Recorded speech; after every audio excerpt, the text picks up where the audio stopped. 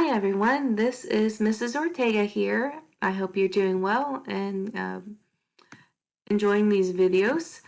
So right now, today, we are going to continue chapter 6 where we look at invertebrates.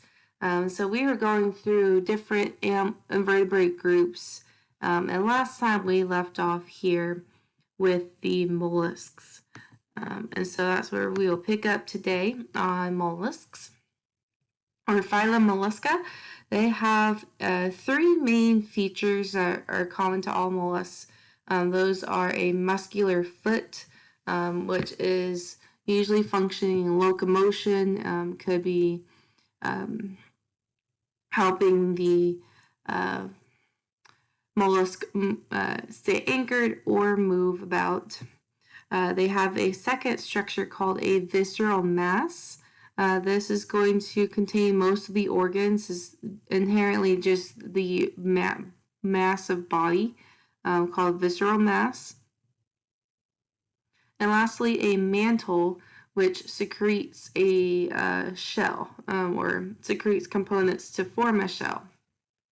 And so those are the three main features of all mollusks, and we'll see them throughout the different types of mollusks, as well as a circulatory system. Some mollusks will have a closed circulatory system, just like ours, with blood vessels leading to every part of the body, whereas others have what we call open circulatory system.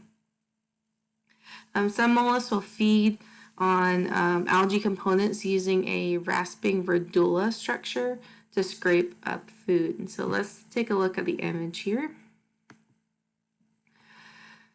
Here you can see the three main components, the foot, mantle, and visceral mass, all highlighted.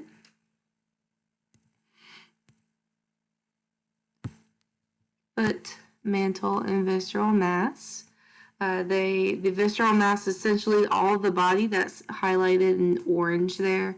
The mantle in purple secretes the shell that forms, and this shell will be made up of calcium carbonate. If you remember from our protist chapter, there was one protist that we looked at that had this type of shell. And if you remember correctly, it was the foraminiferans, or forams for short. So you can keep that in mind. The shell component of calcium carbonate is widely used among many animals. And so you can see the foot there is used for movement or anchoring, and then the mantle, as we did noted here, makes the shell. Then on the far left side, you can see the radula, which is right there. It's kind of what they call a backhoe structure, will sweep food into the mouth. All right, so taking a look here, we'll make sure to cover everything. Give me just a second. So that is part of what you want to know from mollusks, are the three main structures there.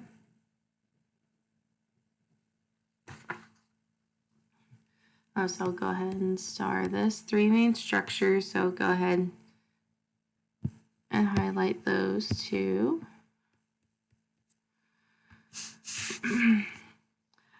And with mollusks, at some point, they also can have that trochophore structure, which is shown here. So that's the same image you saw last chapter.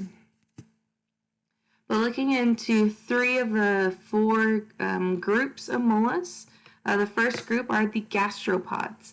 Gastropods are going to be mostly slugs or snails. The snails are the terrestrial group. The marine will be the slugs. And so looking at that group here, you can see some unique characteristics. The land snail is going to have a nice spiral shell that it can recede into, whereas the sea slug has lost its shell. It has different appendages coming up from there, from the dorsal side. Also, common to both of these, you can see by their foot, is a predominant structure on the bottom side of their body that will move with a rippling effect, kind of like waves on the ocean. Some will move up and some will move down, and that's how they travel. So if that's the first one, gastropods, slugs, and snails, which is something else. This is also something else you want to know, the three main groups.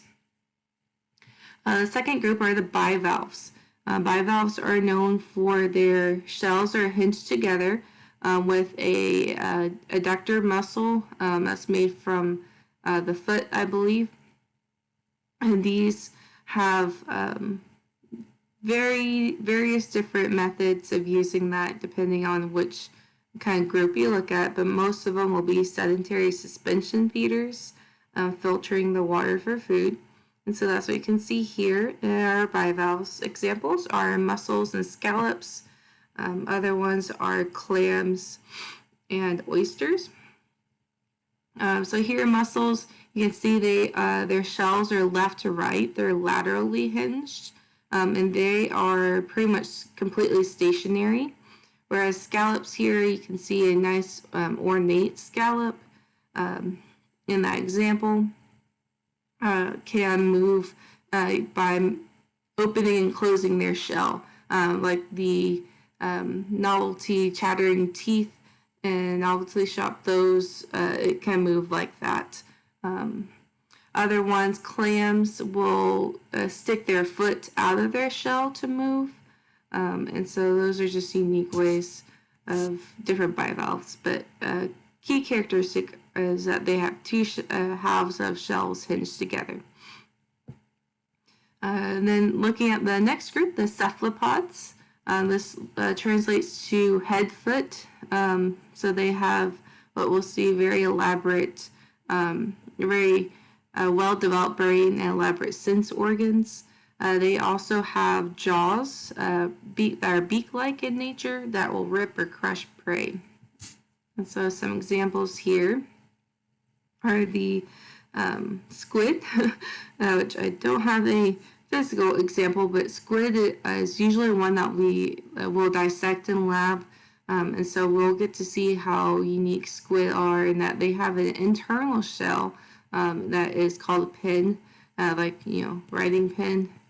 It's an internal shell. And so that's something that we'll get to see in the lab component of this course. The octopus there is one that has one of the most sophisticated systems, like brain system, nervous system, detection system of any invertebrate. And so that's something that's really neat, that they have a very large brain, very complex, sophisticated eyes, the ability to camouflage, as well as ink ejection. Both squids and octopus can eject ink out of their bodies to help hide themselves, to flee away from predators. The other one you see here is the nautilus. That is the only cephalopod with a shell. And so that is one of those that's unique because of its features that is has still from evolutionary development. And so those are the three groups of mollusks. You want to know the three groups and kind of the main example, like gastropods, slug and snails, bivalves, scallops and clams, mussels, cephalopods, octopus, and squid. All right, so looking at our next group here, are the annelids. Annelids are segmented worms. Their name translates to little rings. So they're named after the tiny little rings in their body.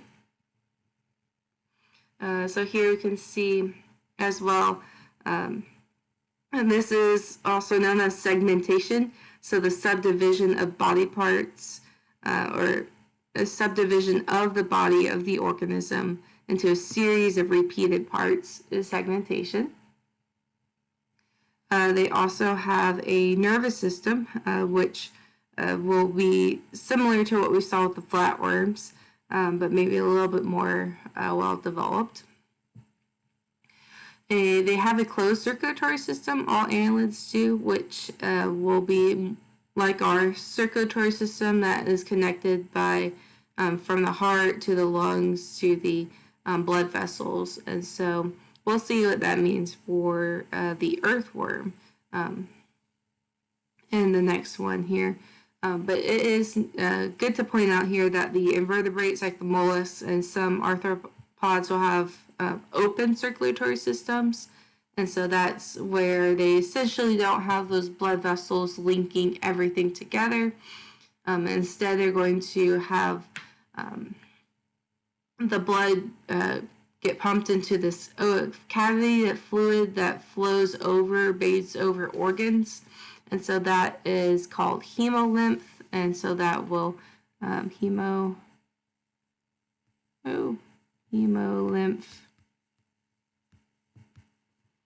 And so it's not a true circulatory, closed circulatory system, as it doesn't have all the vessels that connect from point A to point B.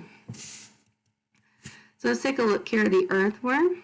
So this is something also that we usually dissect, so I like to go over it pretty well. And that they have, for their circulatory system, so let's continue on that topic here, a dorsal, so the dorsal meaning the top or darker region of the earthworm.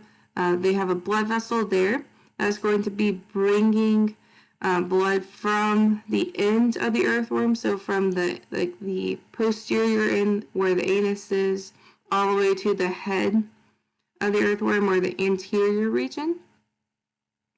And then it's going to go down through these version of hearts called aortic arches. Here they call them pumping segmental vessels, but really they're known as aortic arches. And so the aortic arches pump the blood to the ventral blood vessel that will then spread all the way to the posterior end and then cycle back around through the dorsal blood vessel. And so the reason why it goes in this direction is that the earthworm, it, as you notice, does not have lungs or gills or anything like that. It's going to be it's going to be getting its gas exchange through its skin. And so instead of having lungs, they're going to have tiny little blood vessels going through all the different, mostly dorsal regions of the skin. And so as it collects and exchanges gases, it brings it back to the dorsal blood vessel, which is now rich in oxygen, which is rich in oxygen. It's going to pump it down and spread it throughout the ventral side. And so that's how it circulates. You can see here their brain, the anterior region, right around their mouth pharynx region. And then that leads to their nerve cord on the ventral side. They also have the segments in between, the physical divisions between their segments, and so those are here. They're called septa. Those are the actual physical divisions. You can see a nice peak intestine that will take that food all the way through. They also have different circular and longitudinal muscle for more diverse movement. So that's a little bit about the earthworm there. Along with earthworms in the annelid group, there's the Arantians and Sedentarians. So the Arantian group, that word comes from, it means traveling or to travel. And so these worms are going to be very mobile, mostly in the marine environment.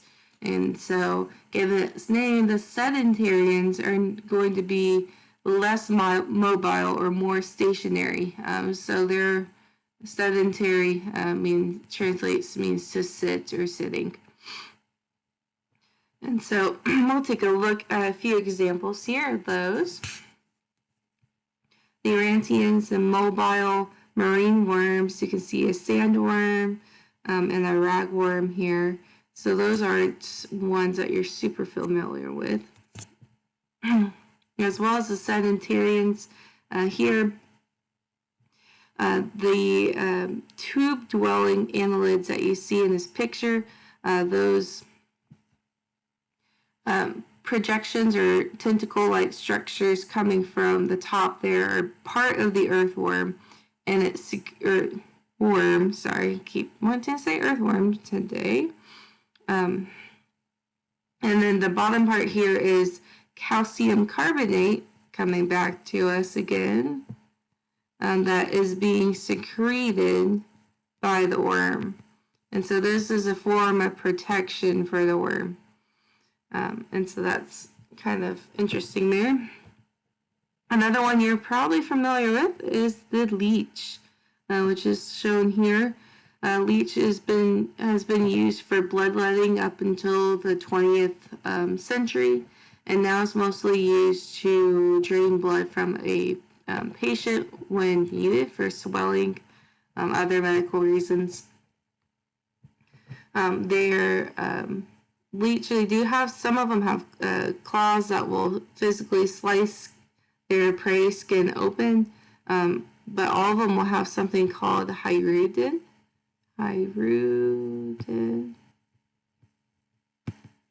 This is the molecule that prevents blood from coagulating or from solidifying, and so that is something that scientists have been using in terms of taking hyrudin, making it in lab situations in order to help dissolve blood clots. So there are many medical applications of leeches. So here in this next one, we have a video of earthworm to show you how the movement of the earthworm is more sophisticated than that of the nematode, which we saw before, and that the nematode only has the longitudinal one direction of muscles, move it back and forth, like up and down, whereas the earthworm has much more versatile movement. Here, let's see.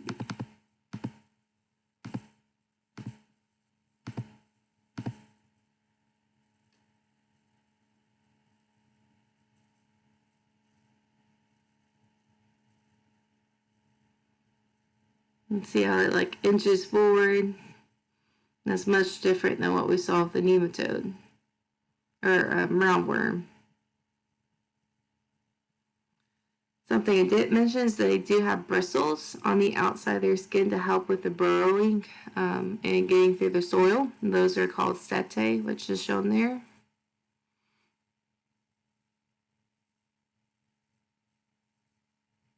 Alrighty. So keeping with my thing here, the annelids, we want to focus on the two main groups of the Atlanteans, sedentarians,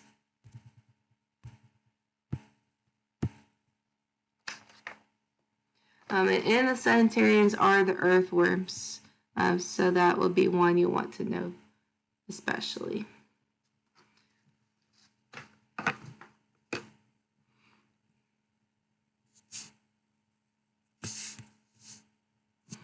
Okay, so let's look at the checkpoint question.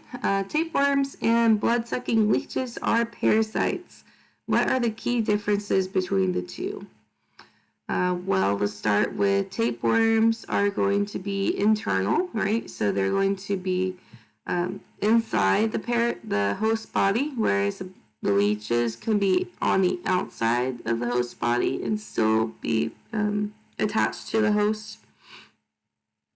They're both taking in nutrients, but the leech is taking in blood versus tapeworm is taking in dissolved nutrients from the intestines. They're both are made up of repeated segments, but the tapeworm has reproductive organs in their segments and are more flat. And then in terms of body cavity, tapeworms don't have a body cavity and leeches do. So there are many, many differences you can tell between these two, but those are just some.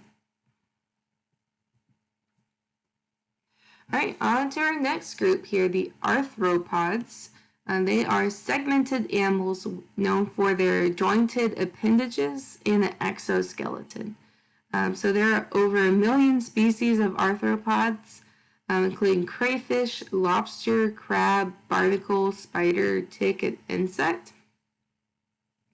Their diversity is due to their segmentation, their hard exoskeleton, and jointed appendages. And so those are the important characteristics that you'll want to know. And so as the arthropod grows, it must shed its skeleton once it is limited in that size. So it wants to grow bigger than what its current size is. It needs to shed that skeleton and make a larger one. So that process is called molting or ecdysis. So here we can see the typical structure of an arthropod. This example is a lobster. So they have a head region, a thorax region, and an abdomen region. So those are different segments or different parts of the body. They are known, this group in particular, the arthropods, are known for their sensory receptors of being able to detect.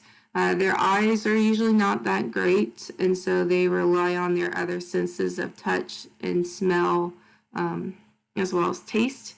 And usually they have many mouth parts for eating. And so here you can see the different segments of the body all look different. So you have in the anterior region the pincers for defense. They have the head region, they have walking legs and thorax region, and then lastly abdomen with a swimming appendage tail. And so that's for the arthropods. Their segmentation is one. One thing you want to know. The hard exoskeleton is another. So you can see in that that picture, it has a hard skeleton or exoskeleton, on the outside that is made from a protein and from a polysaccharide chitin. It gives a very hard durability. In certain areas, there's more of it, and then which causes more stiffness, whereas in other areas there is a little bit less, making it more flexible. And the last one here is jointed appendages. And so if you look at the appendages in this picture, they're walking legs and pincers. They have little regions of where they connect at joints, and so those are jointed appendages. All right, and so for arthropods, their key characteristics there, and then we'll have 3 lineages you'll want to understand. The first one is called chelicerate. So it looks weird, but it's pronounced chelicerate. The chelicerates are known for their feeding appendages of either claw-like or fang-like. They'll lack antennae for reception. And most of the chelicerates that you're familiar with are arachnids. So these fall into the scorpions, spiders, ticks, and mites. So let's take a look at those here. The chelicerates are shown here. Examples are the scorpion, black widow, decimite. Here you can also see a horseshoe crab. That is not an arachnid, but it is part of the chelicerate group. And so in terms of something you might have been familiar with before, that is the term arachnid. Arachnid is going to have a few things, but for us, for your knowledge, they actually have 8 pairs of legs.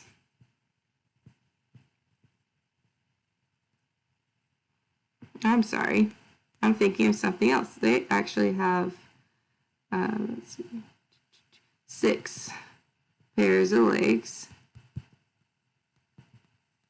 All right.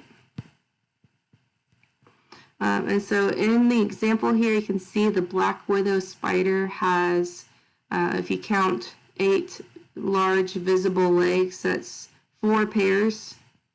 And so the other other 2 are going to be around their mouth. One of them is called Crustacea, which comes from the name of the group.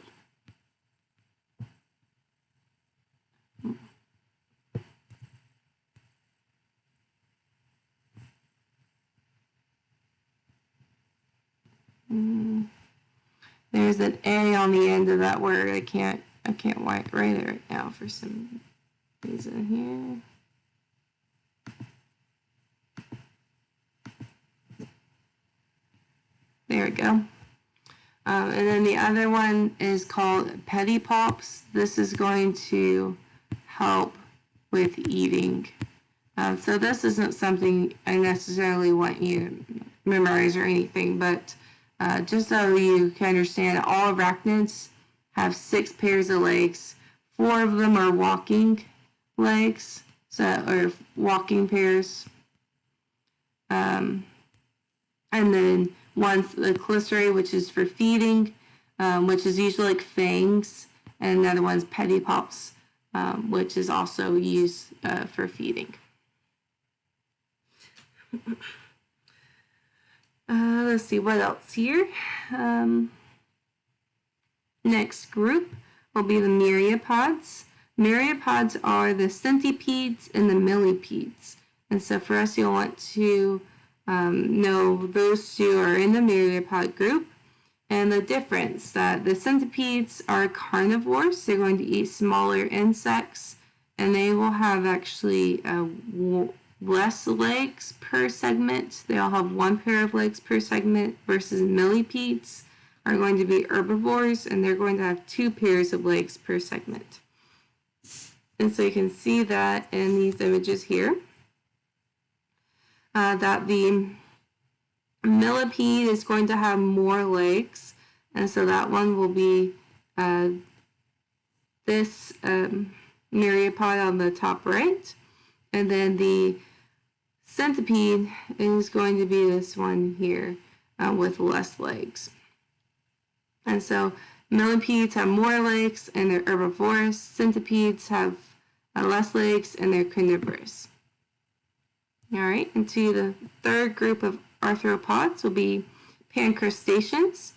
So in pancrustaceans, you'll have crustaceans and insects. And so insects is a very large group, and so we'll take look at those 2. So here first, the crustaceans. You can see some examples are shown. They are including lobsters, crayfish or crawfish if you're from the south, barnacles, crab, and shrimp. So barnacles were once thought to be in the mollusk group, but due to their structures and due to other components, they are actually in the crustacean group. Alrighty. So looking at insects is a very large group. Nearly 75% of identified animal species are insects. So there can be as many as 30 million insect species. And so for us, we want to just identify, well, how do you define an insect? And so insect is going to include a head region, a thorax region, an abdomen, 3 sets of legs, and wings, and most of them, not all of them.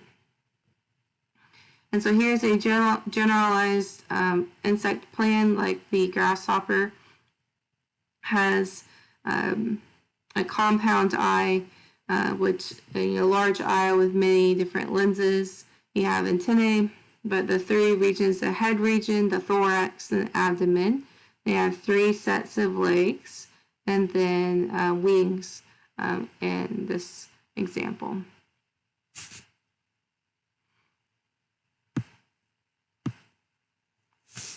And so you'll want to know what includes there. And then the next thing is that most insects in their life cycle include a metamorphosis, so that body change from the larva to the adult. And so about 80% of them go through what we call complete metamorphosis, where a free-living larva transforms from what we call a pupa into an adult, whereas the incomplete metamorphosis is when the larva transition to the adult is achieved through multiple molts, but not through a pupa formation. So I have an example of that here. And this European rhinoceros BIOL has a distinct larva stage where it's going to look different from the adult. And so as it goes through a transformation in a pupa, which here is like a protective covering as it makes these physical changes, then it's going to emerge from the pupa into an adult. So a common example of another example of this would be the butterfly, as it goes from the caterpillar to the cocoon it makes, and then to the adult butterfly. So you want to know the difference here. At complete, you have that pupa stage, and then incomplete is no pupa. So they undergo a series of changes to form the adult, but no pupa stage. All right. So insects have extraordinary amounts of abilities in terms of the overall group. Individuals have a lot of different adaptations to the environment and to life on Earth. And so here are just a few different aspects you could examine, and those different reasons why they are very successful.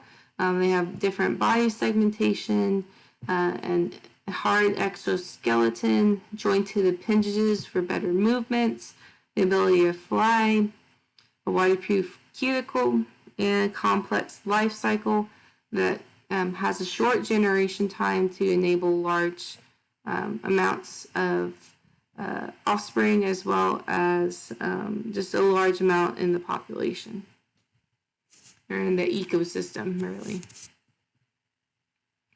Other reasons why insects are a very successful group, or arguably the most successful group of animals, are due to the evolutionary changes that enable them to have specialized appendages and protective color patterns. And so you can see some examples here. So this stick insect is almost completely camouflaged with that stick. It naturally is found in its environment. The one mimicking a leaf, and then one resembling a bird dropping. All are very, very convincing. Others here, protective color patterns. So this resembles something else. So the hawk moth caterpillar in the bottom left is resembling a snake, whereas the owl butterfly here resembles the eyes of the owl. So they're able to mimic a different animal and in turn get protection that way. All right, so looking at an example here of a butterfly emerging from its cocoon. So this is an example of complete metamorphosis. Let me make this a little bit bigger here.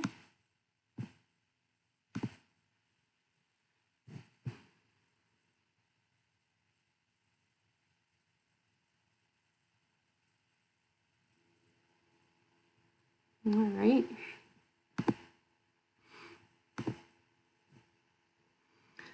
And so all of this here in this section is really going behind the scenes and looking at those developmental genes that cause these abilities for these insects.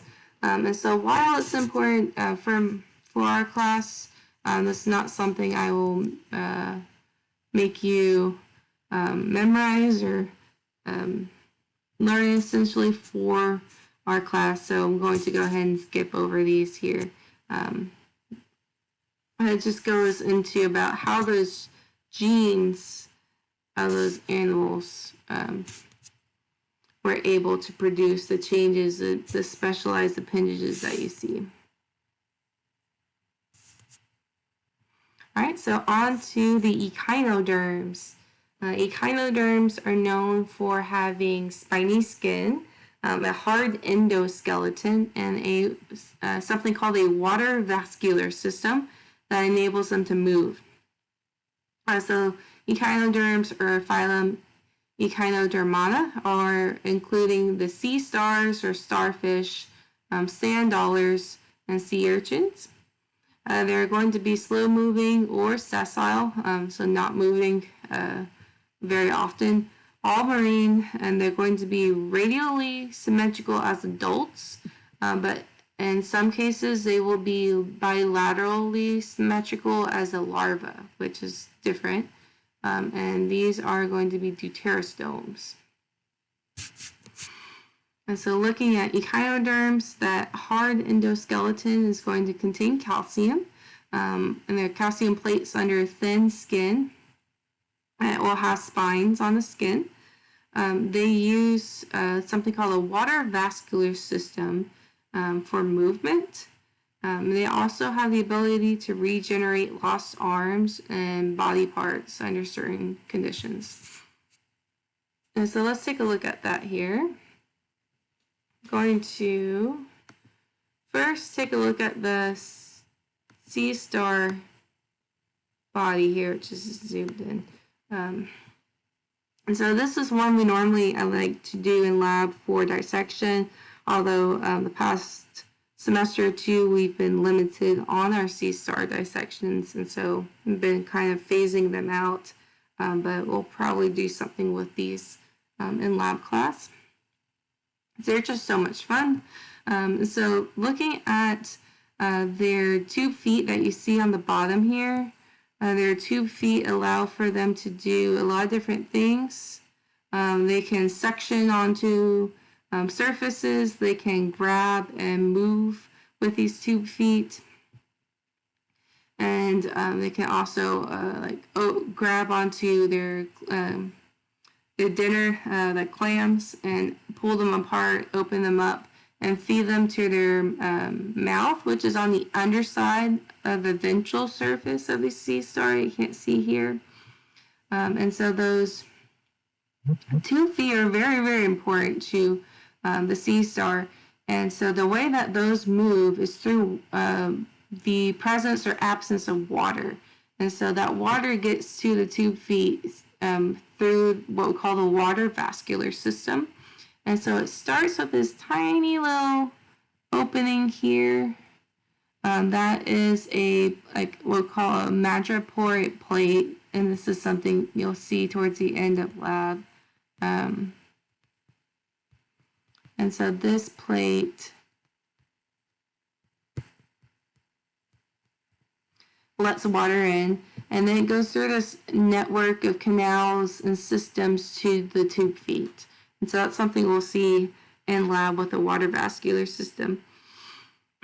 But overall, the sea stars, they have a unique function of their eating, that they will grab onto their clam with, maybe 2 of their 5 arms here, pry open, and then their mouth is going to release a bunch of digestive enzymes, break apart that food, and then suck it all in.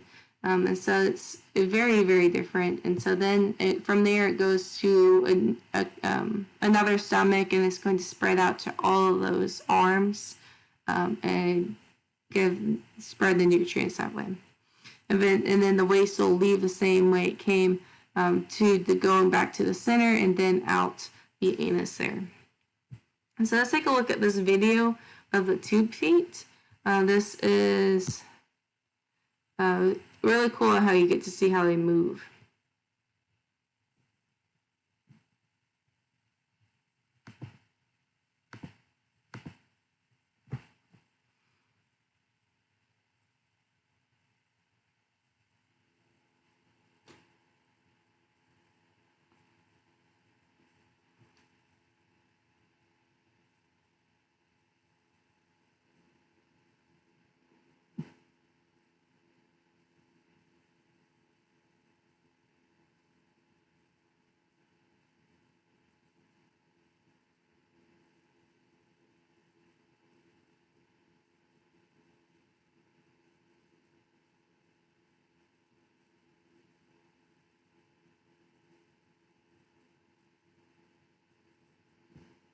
Okay. So sea urchins, they have similar structures as well. Their spines and tube feet are on the dorsal side, as you can see, which is different.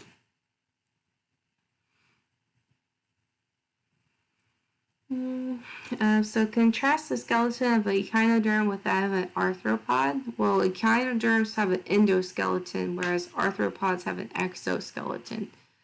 So the echinoderm is going to have a skin layer on the outermost surface, whereas arthropod, it will be that hard protein skeleton on the outer surface.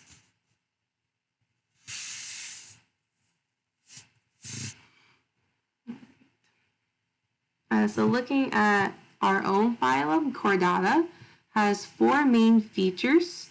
These features are called a dorsal hollow nerve cord, a flexible supportive rod called the notochord, pharyngeal slits, and a muscular post-anal tail. Just 1 second. So these are the 4 things you want to understand about chordates. And so let's take a look at those just a bit more. I should have some more here. We have 2 examples of the 4 features in these very small organisms. And so the first one being the tunicates. They're going to be a very small tadpole-like marine organism that buries under sand and will feed through the more of like a suspension feeding through the little projections out of the mouth here. And so this is one of the chordates that retains all 4 features as an adult. And so that's why I guess we look at these first here. So looking at the 4 features, the pharyngeal slits, these are coming from the pharynx region, right? And so they will develop into different things for different chordates. For us humans, it's going to develop into our mouth, ear, nasal region, cavity region. Whereas here you can see there are still pharyngeal slits. But as an embryo, we have pharyngeal slits. Then looking at our post-anal tail. So for some animals, these will, chordates, this will develop into a fully functioning tail. In other organisms, it is reduced. So this will eventually be our tailbone. Notochord is going to be what develops into, for chordates, for those with a backbone, into the kind of precursor for the backbone. And so for us humans, actually going to be the squishy discs in between our vertebrae and the spinal, our spine. And so that notochord is kind of a precursor for some organisms to the true backbone.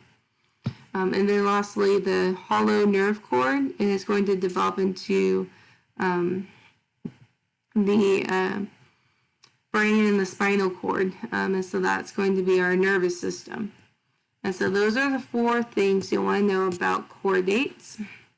So here in the lancelet, is going to be a small marine organism that buries under the sand and pops his head out to gather some food there. And so the second one, I'm sorry, it looks like I have read the wrong line at first, but this one here is the lancelet, and then this one here is a tunicate. This is also known as a seed squirt.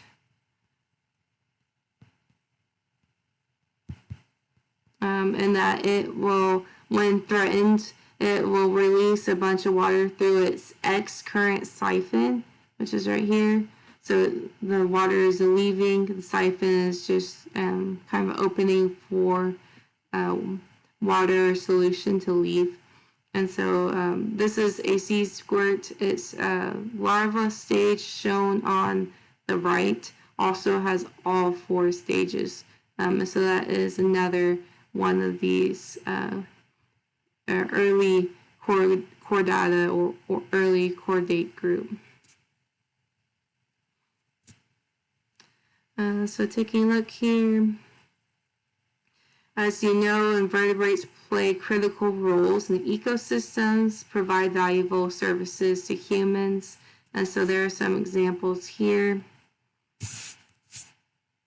You can see a cone snail, some freshwater pearl mussels, and a honeybee.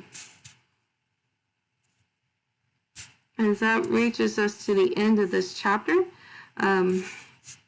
For your last 2 groups, I realized I didn't physically point out all what you want to focus on. So for the echinoderms, I know the 3 here, the sea star, sand dollar, sea urchin, and that they are going to have a water vascular system and endoskeleton. And then the chordates, just those 4 groups. I would say no, the lancelet and the tunicate. So lancelet, this one here, and then the tunicate or sea squirt here. And so that's basically it. I'll try to keep this chapter simple as it is super long. And so please let me know if you have questions. But next video will be going over chapter 7. So until then, bye-bye for now.